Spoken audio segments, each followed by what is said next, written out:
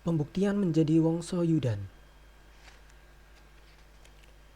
Berakhirnya panggung di Tokyo merupakan awal dari kebingungan yang lain.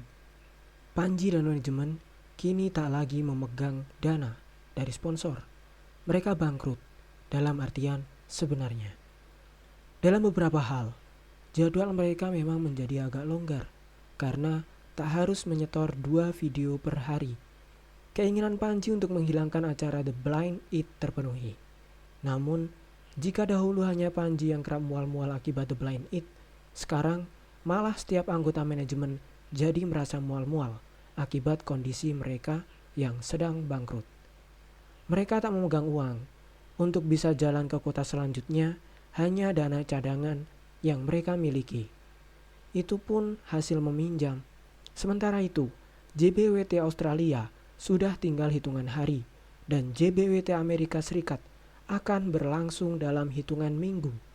Sejak mendapatkan keputusan bahwa kontrak mereka tak lagi diperpanjang oleh sponsor utama pada Juni 2016, Panji dan manajemen memang sudah menyebar proposal kerjasama ke banyak perusahaan, baik kecil maupun besar.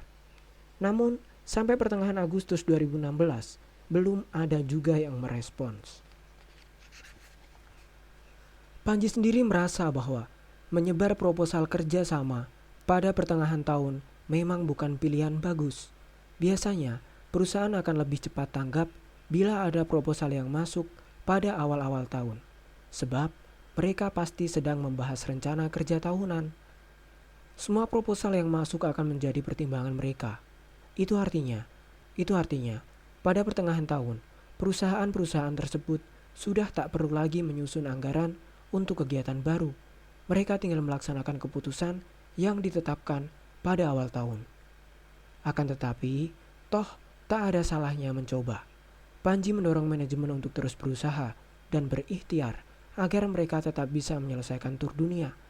Selagi menunggu keputusan, Panji dan manajemen mempersiapkan promosi untuk JBWT berikutnya. Menurut perhitungan manajemen, setidaknya ada beberapa momentum bagus yang cocok dengan branding Panji, yaitu momen-momen yang terkait dengan peristiwa nasionalisme. Brand Panji sendiri memang lekat dengan anak muda yang nasionalis. Pada 17 Agustus itu, mereka melakukan promosi khusus untuk JBWT Jakarta yang akan dilaksanakan pada Desember nanti, yakni dengan melepas 3.500 tiket. Promosi tersebut dilakukan berdasarkan pertimbangan manajemen dengan menggunakan data dari MBWT.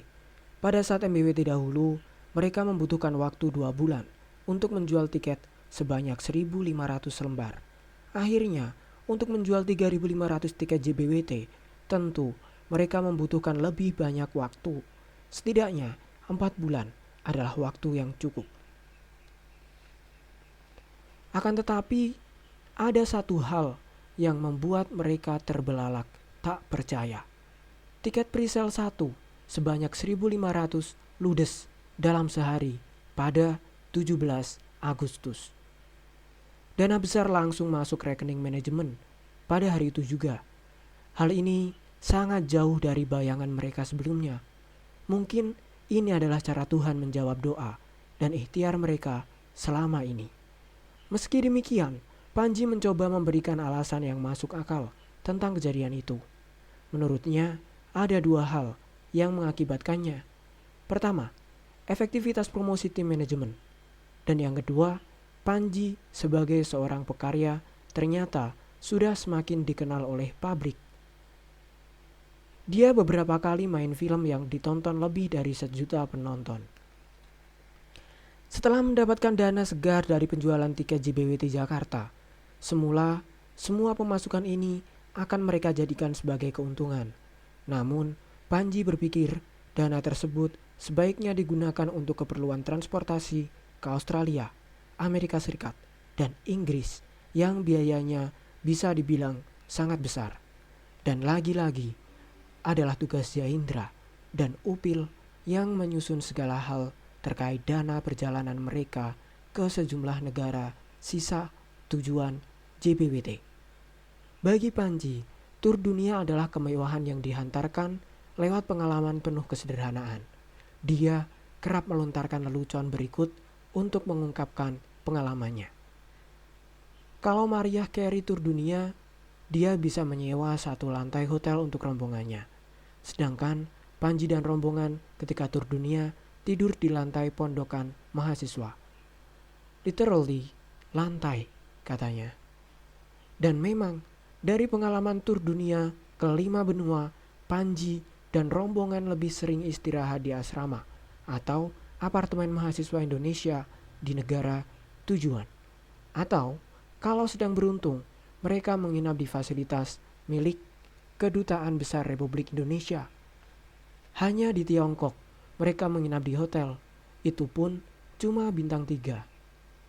Mereka sepakat untuk meminimalkan biaya penginapan dengan asumsi mereka bisa tidur di mana saja. Mereka memberi ruang dana yang lebih lega untuk transportasi dan tentunya untuk makan. Memang, pada dasarnya mereka ini hobi makan, jadi uang makan agak dibikin lebih mewah.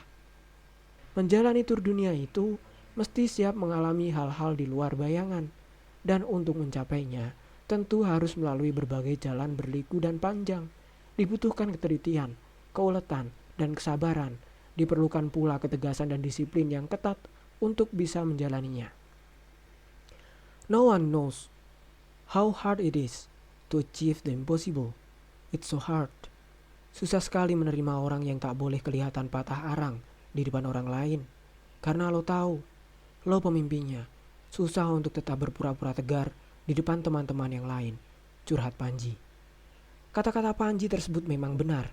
Apalagi perjalanan selama hampir setahun tersebut sungguh memakan energi, stamina, daya intelektual, dan mental. Dibutuhkan jiwa pejuang dalam artian sebenarnya. Perjuangan memang sudah menjadi bagian dari nama Panji itu sendiri. Nama lengkapnya adalah Panji Pragiwaksono Wongsoyudo.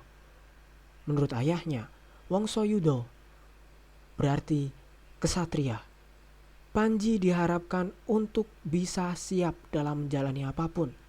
Bukan tanpa alasan pula dia menyebut para penikmat karyanya sebagai Wongsoyudan. Oleh karena itu, setelah melewati banyak rintangan bersama, Panji sangat berterima kasih kepada semua tim yang membantu mewujudkan mimpi-mimpinya yang semula sederhana. Berkat mereka semualah, kesederhanaan itu menjadi kemewahan. Karena menjelma menjadi pencapaian penting, bukan hanya untuk Panji sendiri, melainkan juga untuk bangsa Indonesia. Itulah mengapa Panji tak pernah mengendurkan gasnya ketika tampil di berbagai negara. Karena dia mengandaikan dirinya sedang menjadi wakil Indonesia di tengah masyarakat dunia.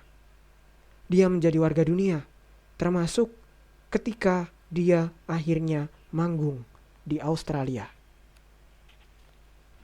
Di Australia, Panji manggung di Melbourne dan Sydney.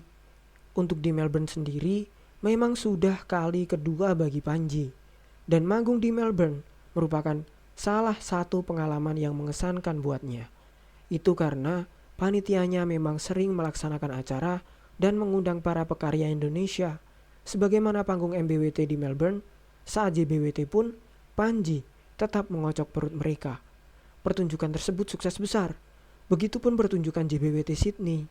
Lancar, tidak ada kendala berarti, dan semua berjalan sesuai rencana. Manggung di Amerika Serikat menjadi penting bagi karir Panji sebagai komika.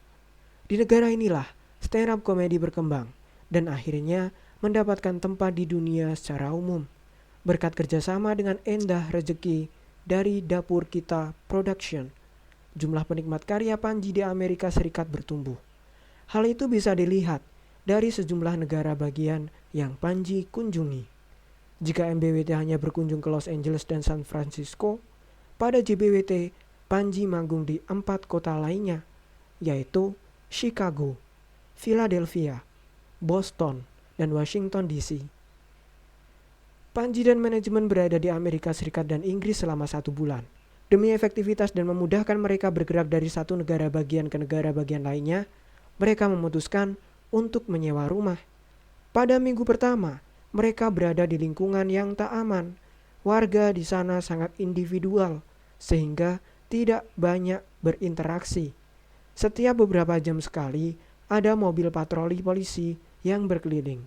Bahkan, tripod milik Bicu yang ditinggal sebentar saja di luar rumah tiba-tiba raib.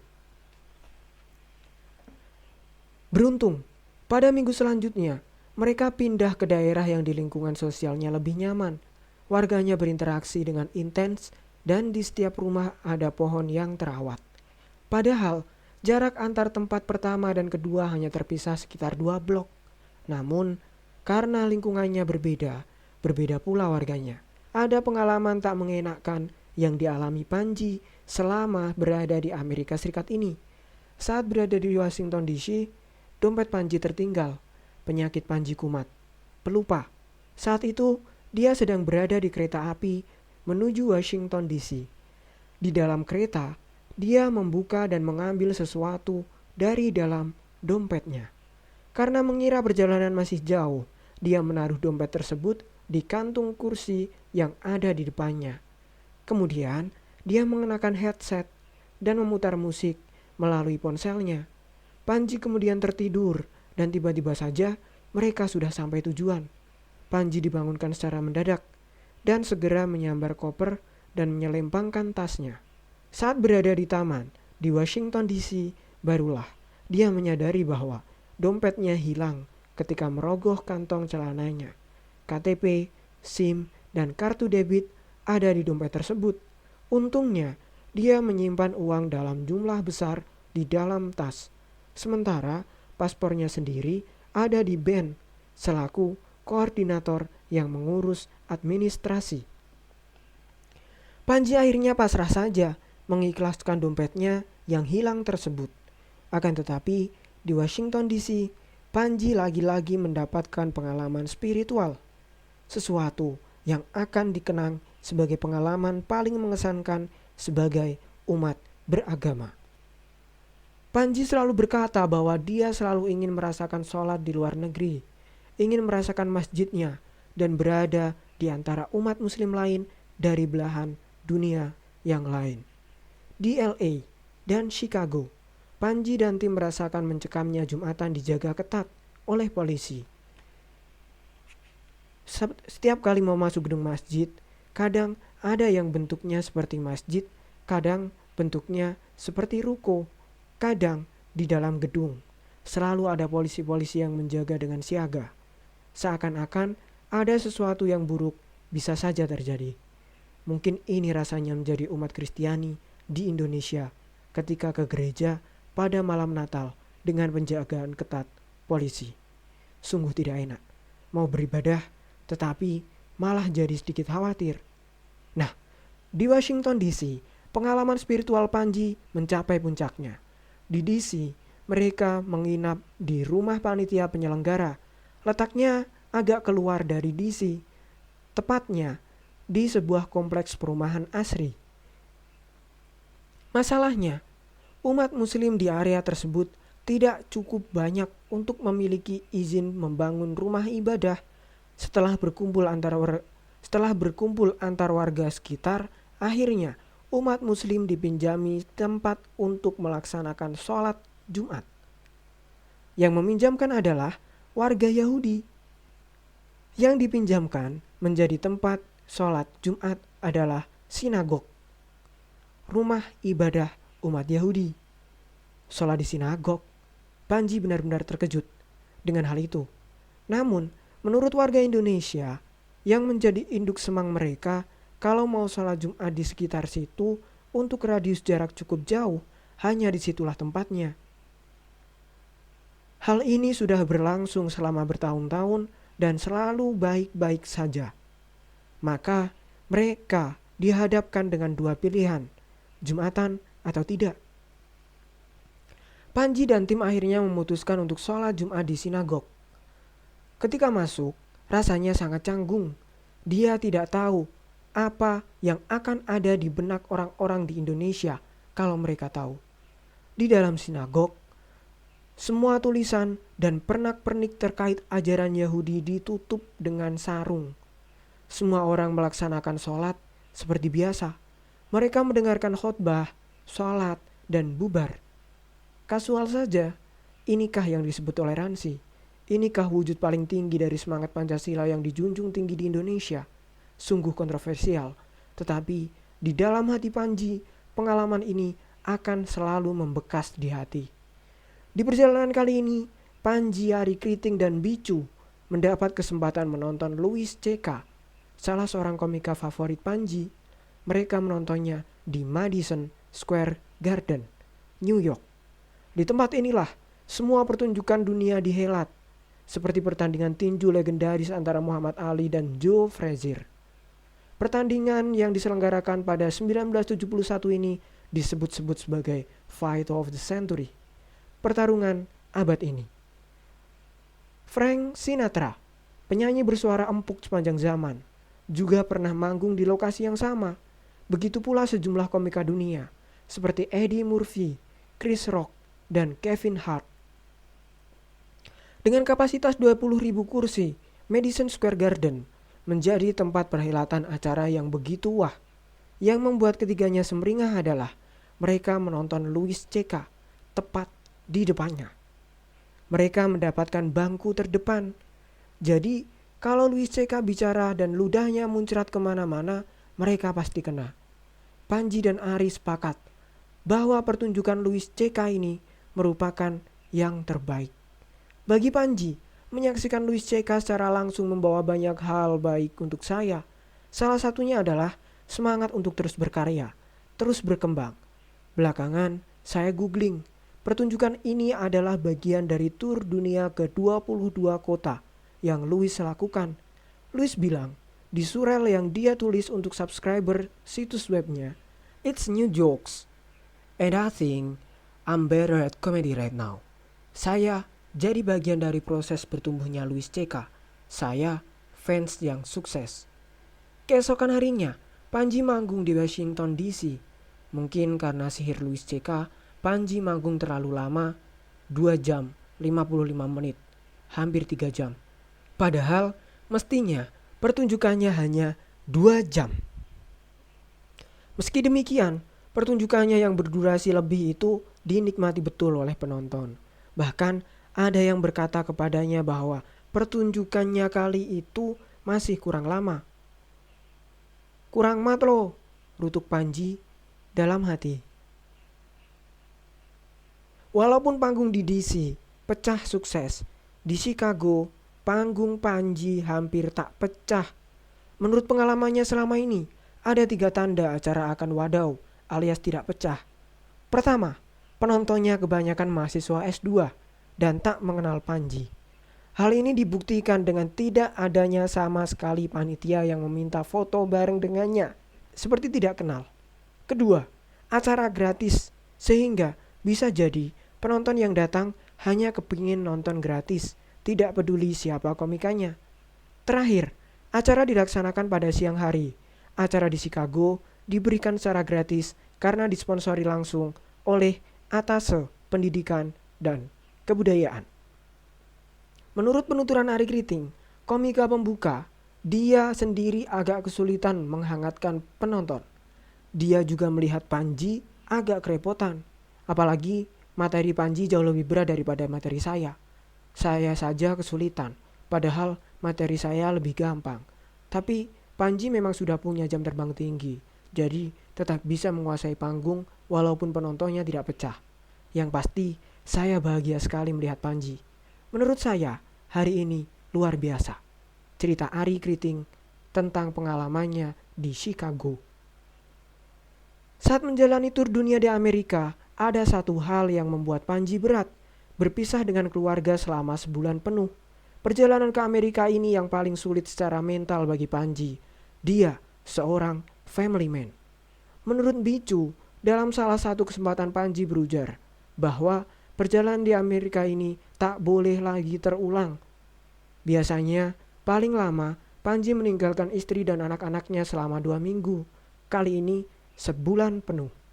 Di tengah perjalanan, saat berada di Washington, Panji mendapatkan kabar dari Gamila bahwa Shira sakit. Shira tak mau makan, pucat, tetapi dia sendiri berusaha tegar di depan ayah dan ibunya. Saat Panji menelepon, Shira tampak meyakinkan ayahnya bahwa dia baik-baik saja. Gamila juga sering mengabarkan ke Panji bahwa di rumah Shira sering menggumam. Kasihan ayah, pasti kangen Shira. Mendengar dan melihat kondisi putrinya yang lemah tetapi berusaha tegar membuat Panji kerap galau. Dia sendiri kebingungan, tak bisa berbuat banyak kecuali menyemangati putrinya melalui telepon. Pada saat-saat seperti ini, Bicu beberapa kali melihat Panji sangat sedih. Ingin menangis malu, tak menangis rindu, seloroh Bicu. Namun, Panji sendiri tak ingin terlihat lemah di depan timnya. Bagaimanapun, dia adalah pemimpin mereka. Namun, yang mereka tidak tahu, sekali waktu usai video call dengan Shira dan melihat air mata Shira berlinang sambil meminta ayahnya untuk pulang, Panji tak kuasa menahannya. Dia masuk ke kamar mandi, membuka keran, kemudian menangis hingga tubuhnya meringkuk. Suara air yang keluar menutup isak tangis Panji. Disitulah Panji benar-benar berjanji untuk tidak lagi meninggalkan anak-anaknya terlalu lama. Oleh karena itu, pada beberapa kesempatan yang sekiranya lowong dan waktunya tepat antara Indonesia dan Amerika Serikat, dia menggunakan fitur video call untuk bercengkrama bersama Dipo dan Shira melalui ponsel. Seperti yang dia lakukan di bandara sewaktu menunggu penerbangan dari Amerika Serikat ke Liverpool. Liverpool merupakan kota ke-20 yang Panji sambangi untuk JBWT. Pada 2014, saat mengadakan MBWT, Panji dan rombongan sempat mampir ke Liverpool dan Manchester untuk melakukan perjalanan singkat. Kali ini, mereka mampir ke Liverpool karena memang untuk manggung. Di Liverpool ini, Panji bertemu Krishna Hareva yang sedang berkuliah S2 di Inggris. Krishna merupakan komika pembuka Panji di beberapa negara saat MBWT. Menurut penilaian Krishna, penampilan Panji saat JBWT lebih jujur karena ingin mengutarakan apa yang ingin dia utarakan, bukan sekedar untuk melucu. Gue yakin banyak orang yang semula tidak tahu tentang suatu topik permasalahan pada akhirnya menjadi tahu setelah menonton acara Panji. Jadi, anak-anak yang di luar Indonesia menjadi tahu apa-apa saja permasalahan yang ada di Indonesia, pungkas Krishna. Panggung-panggung penutup tur dunia dilaksanakan pada 3 bulan menjelang penghabisan 2016 dan semua panggung itu digelar di Indonesia, yakni di Balikpapan, Surabaya, Makassar, dan Jakarta. Kecuali di Surabaya yang sudah ludes tiketnya jauh sebelum acara, Panji menggunakan sistem street team di kota-kota tersebut. JBWT di Balikpapan cukup menyenangkan sampai Panji membawakan beat tentang berkarya. Mengutip dalam berkarya, lanjut Panji, sedikit lebih beda lebih baik daripada sedikit lebih baik. Dalam beat tersebut, Panji bercerita tentang Bribtu Norman, seorang polisi yang lentur berjoget India. Panji mengungkapkan bahwa kita memang tak terbiasa melihat polisi bisa berjoget seperti itu. Biasanya, polisi kalau tak melakukan hormat dengan tangan, ya begini, kata Panji sambil menyodorkan tangan kanannya seperti sedang meminta sesuatu. Di kota lain, beat ini selalu mendapatkan ger yang lumayan kencang karena mengandung kritikan atas cerminan kinerja kepolisian yang terjadi di lapangan. Namun, kondisinya menjadi berbeda ketika di Balikpapan. Di antara penonton, ternyata ada seorang pejabat kepolisian setempat yang dia tersinggung dengan gestur Panji tersebut. Beat tersebut dibawakan di tengah-tengah pertunjukan. Tetapi, pejabat kepolisian itu meminta agar pertunjukan segera dihentikan. Beruntung, salah seorang panitia penyelenggara adalah putra wali kota, sehingga dia bisa melakukan lobby kepada pejabat kepolisian itu.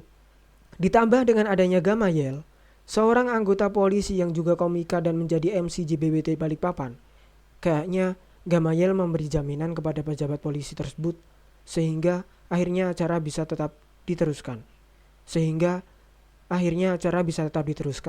Jelas Panji.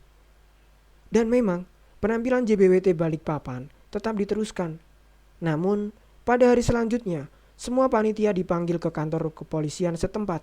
Dalam pertemuan tersebut, pejabat kepolisian mewanti-wanti jika ada lagi stand up komedi di Balikpapan, maka penyelenggara perlu memberitahukan materinya terlebih dahulu kepada polisi. Artinya, ada sejenis sensor di Balikpapan untuk stand up komedi. Dari sisi kebebasan berpendapat, ini gejala tak bagus. Ini bisa membungkam pendapat dengan indeks demokrasi Indonesia yang mulai membaik. Perilaku seperti ini mestinya dikurangi. Panji sendiri kaget dengan kejadian itu. Terus terang, dia merasa kecewa. Namun, kekecewaan Panji di Balikpapan terobati dengan panggung di Surabaya. Menurut perhitungannya, penikmat karyanya di Surabaya terus tumbuh. Saat mengadakan MBWT, sejumlah penonton sebanyak 300 orang dan saat JBWT membludak menjadi 1.300 penonton. Pertumbuhan ini disebabkan kinerja panitia yang memang benar-benar bagus. Oleh karena itu, dari sekian kota, hanya di kota inilah Panji tak perlu mengerahkan street team. 2 minggu sebelum perhelatan, tiket sudah terjual habis. Panggung Panji di Surabaya pecah. Kondisi panitia di Surabaya ini bertolak belakang dengan panitia di Makassar. Saat Panji melemparkan tawaran JBWT kepada para pengikutnya di akun Twitter dan Instagram, dia tak mendapati adanya I.O. di wilayah timur yang mau mengambil kesempatan tersebut. Sebenarnya, dia ingin mengadakan tur ke Papua, tetapi tidak jadi karena tak ada I.O. yang merespons. Bahkan, untuk di Makassar pun, dia akhirnya meminta bantuan kepada komunitas stand-up komedi Makassar. Mungkin itu pula lah yang membuat panitia tak mempersiapkan pertunjukan dengan baik. Bisa dibilang, pertunjukan di Makassar ini amburadul. Dari sisi panitia, jadwal, penonton, gedung, sampai soal kelistrikan. Ketika akhirnya tiba di Makassar, Panji dan keluarganya mendapatkan panitia yang tak bisa mengendarai mobil. Itu belum seberapa. Saat mengadakan promo di radio, Panji semakin menyadari ketidakberesan panitia. Promo di 3 radio berbeda, tetapi panitia menjadwalkannya tanpa jeda antara satu radio dan lainnya, yaitu pukul 12, 13, dan 14 WITA. Padahal jarak antara kantor satu radio dan lainnya membutuhkan perjalanan sekitar setengah jam. Berantakanlah promo tersebut. Mengatur jadwal seperti ini mestinya menjadi hal mendasar bagi penyelenggara. Panji kemudian mengetahui persoalannya. Kali pertama mengontak komunitas stand up komedi Makassar untuk menawarkan kerjasama dengan mereka. Panji tak mengetahui bahwa ada rivalitas antar anggota di sana. Konflik di antara mereka sudah begitu runcing. Wah, ngeri deh. Sampai siap bacok-bacokan loh. Cerita Panji. Mereka akhirnya berpisah dan sebagian anggota mendirikan komunitas stand-up komedi Goa. Selain itu, orang yang semula menyanggupi menjadi panitia malah pindah lokasi kerjanya. Sehingga dia menyerahkan tanggung jawabnya kepada temannya. Kekacauan belum berakhir karena panitia banyak melakukan kebohongan. Di antaranya adalah tempat acara. Ternyata panitia tidak memberitahukan kepada manajemen bahwa ada acara di ballroom Hotel Santika, Makassar sebelum Panji manggung di sana, sehingga waktu yang diberikan untuk menyiapkan panggung sangatlah mepet. Manajemen harus menunggu acara tersebut bubar terlebih dahulu dan langsung ngebut persiapan setelahnya. Ballroom tersebut sebenarnya luas, dapat menampung 900 penonton. Tetapi tiket yang terjual masih tersisa ratusan ketika Panji dan tim tiba. Berkat ide street team, penonton yang datang sesuai harapan. Seluruh tiket terjual. Masalah lain lagi adalah kondisi panggungnya yang aneh. Dan yang paling menyedihkan adalah sound systemnya. Panitia ternyata menyewa sound system kepada seseorang yang tak memiliki kendaraan untuk mengirimkannya ke hotel. Sementara waktu terus berjalan, panitia mengusulkan untuk membawa sound system segede-gede gaban itu dengan menggunakan motor.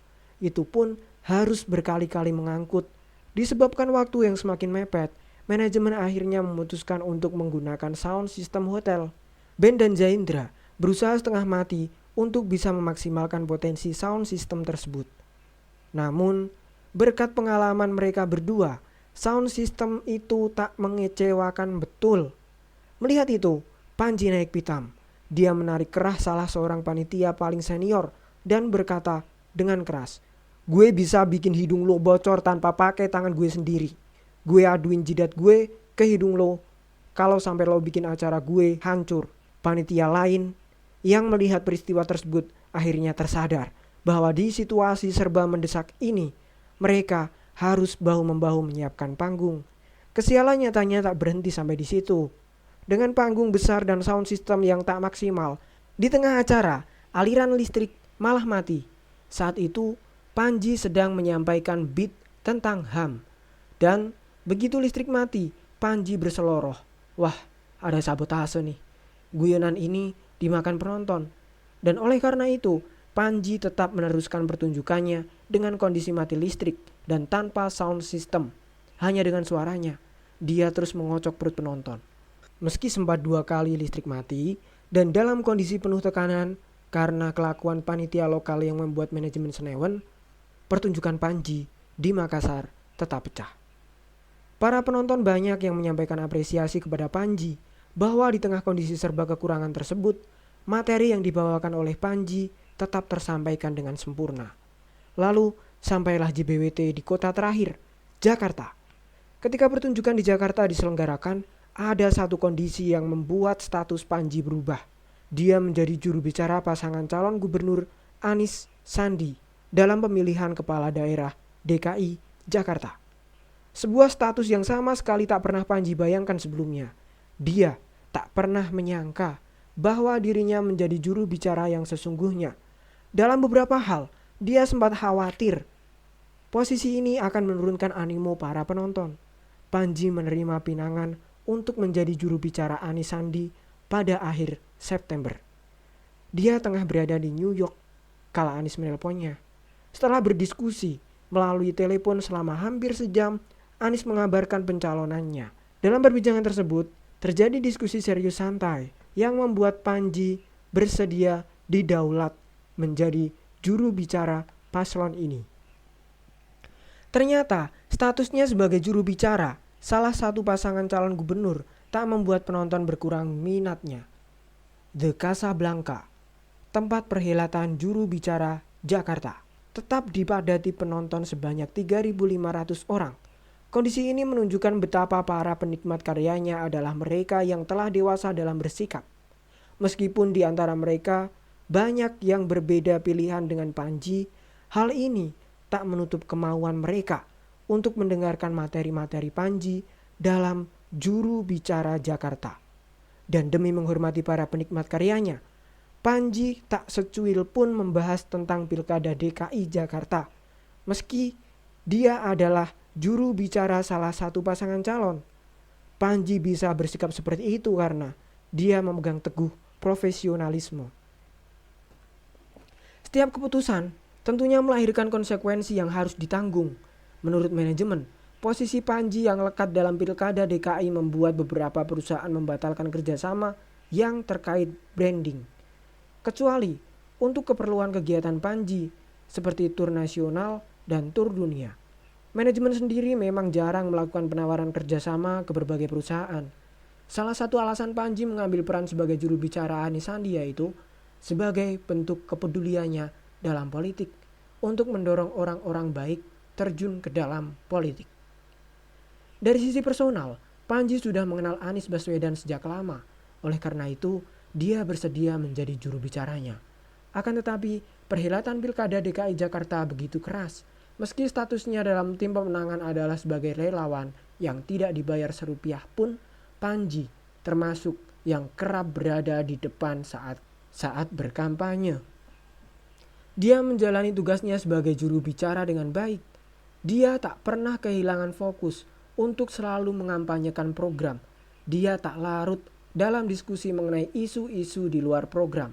Hampir setiap Senin, dia mengeluarkan tulisan terbaru untuk kepentingan kampanye. Dia juga kerap tampil di televisi dan berbagai diskusi untuk menjadi juru bicara Anis Sandi. Karena posisinya inilah, dia sempat mendapatkan reaksi yang beragam dari teman-temannya.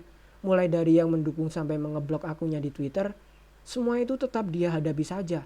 Jika di media sosial ada orang yang menyatakan diri sebagai fans, lalu bilang kecewa karena posisi baru Panji, Panji bisa memastikan bahwa orang itu sebenarnya bukan fansnya. Panji merasa dirinya tak memiliki fans. Yang dia miliki adalah penikmat karyanya. Dan para penikmat karyanya adalah mereka yang sudah dewasa dalam menentukan pilihan. Perbedaan pilihan tak harus menegasikan atau saling meniadakan.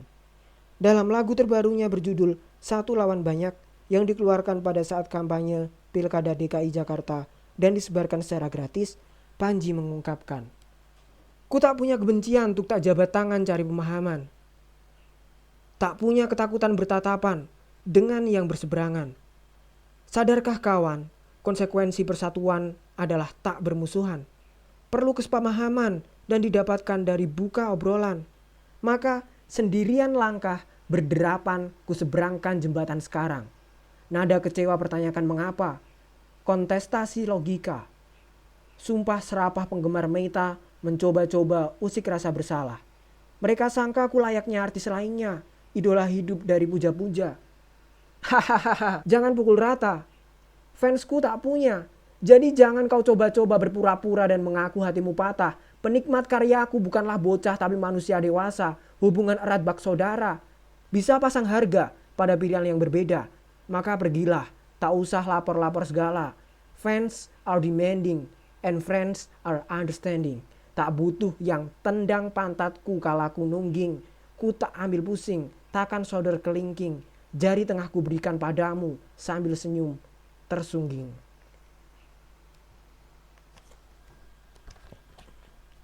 Dan memang, di dalam manajemen, calon pemimpin pilihan mereka berbeda-beda. Ari Kriting dan Bicu misalnya, mereka berdua lebih memilih Basuki Cahayapurnama ketimbang Anies Baswedan. Ari yang menjadi komika pembuka Panji di sejumlah kota sering bersuara keras terhadap Anies. Panji melihat dan memandang bahwa pilihan mereka adalah absah sehingga tak perlu memutus pertemanan. Pada akhirnya pasangan Anis Sandi menang. Namun tampaknya hal tersebut tidak serta-merta mengembalikan keadaan seperti sebelumnya. Terbukti setiap kali Panji bercuit di akun Twitternya, ada saja yang membalasnya dengan ikon ular. Seakan ingin mengatakan bahwa Panji adalah seekor ular. Sesuatu yang baru dia sikapi belakangan ketika dia mengunggah 3 foto secara berurutan di Instagram. Foto ular mamba, foto Kobe Bryant, pemain LA Lakers yang dijuluki Black Mamba, dan sepatu basket Kobe AD yang baru dia beli di Melbourne ketika liburan dengan keluarga. Posting tersebut hanya diberi caption, "They called me a snake." Sebuah sindiran balik. Panji tidak khawatir dijuluki ular. Bahkan dia mengiyakan dengan mengasosiasikan dirinya dengan Kobe Bryant. The Black Mamba, pemain basket legendaris yang dikenal dengan kegigihannya dan mental juaranya. Sejumlah kode.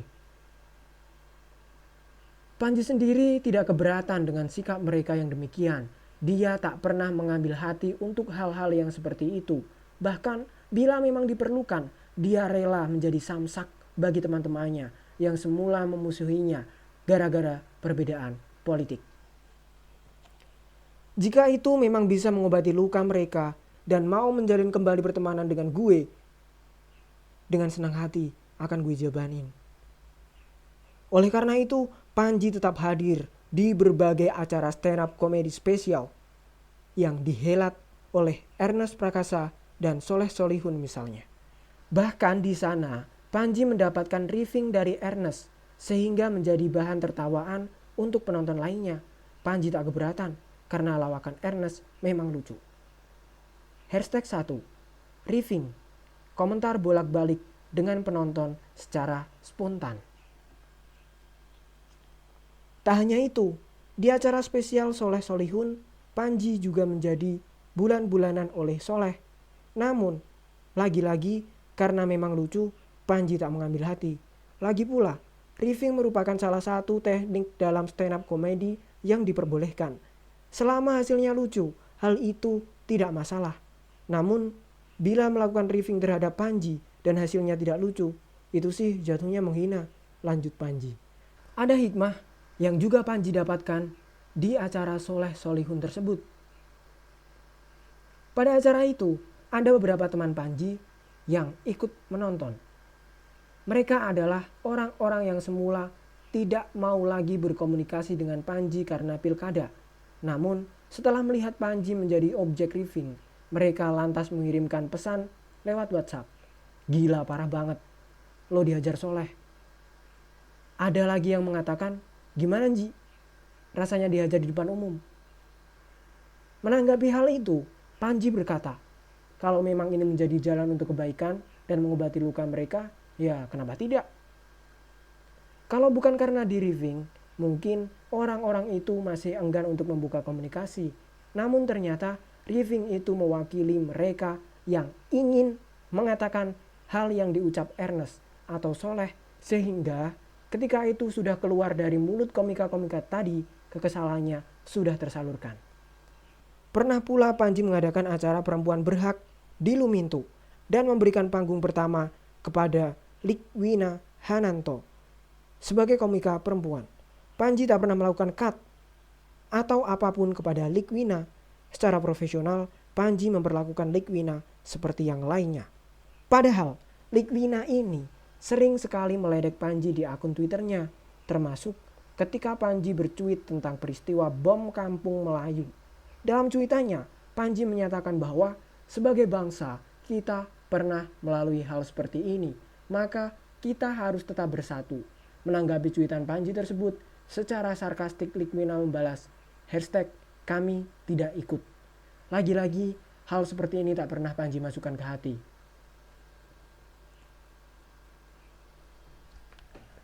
Bagi Panji, pertemanan adalah bersiap untuk menerima apapun perilaku teman kita. Dan kita tetap mau menerimanya sebagai teman. Itulah makna teman sejati. Oleh karena itu, Panji tidak pernah memutus pertemanan dengan siapapun. Jikapun ada temannya yang begitu, dia tetap membuka hati dan pintunya untuk teman tersebut. Dalam kamus Panji, tak pernah ada frasa menutup pintu bagi siapapun. Kunci pendidikan yang sukses adalah rasa penasaran yang genuine dari anak-anaknya.